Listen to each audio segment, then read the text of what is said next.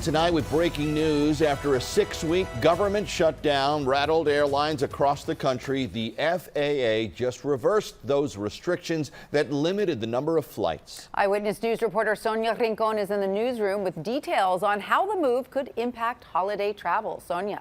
Tanya, it is great news for people planning to travel for the holidays to know that air traffic controllers are getting their paychecks again. So the FAA is no longer looking to cut flight schedules for safety reasons, while some controllers had to look elsewhere for work.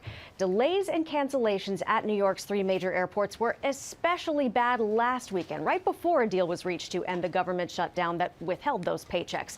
The emergency order to reduce the schedule remained, and so did delays. But the airlines never did have to cut 10% of flights at 40 airports.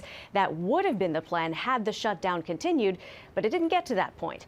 The FAA had required those airports to cut 4% of flights in the last week and a half to relieve the pressure.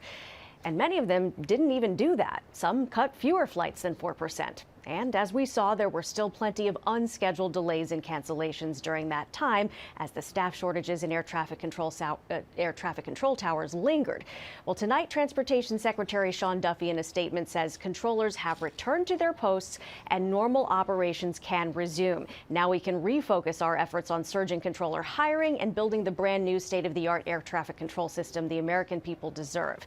The DOT and FAA have been struggling for years with staffing shortages, maintaining the nation's air traffic and a chronically underfunded system. They have taken several steps to improve the situation, but getting new controllers in those positions takes years, and upgrading the technology takes time and money.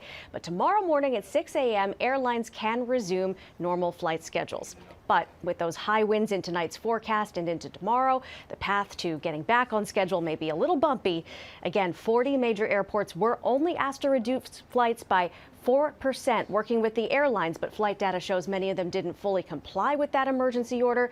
The FAA tonight says it is aware of that and reviewing and assessing its options for enforcement of that order. It is over, of course, so we'll see if there are any penalties for noncompliance after the fact. Joe? We shall see. Sonia, thank you.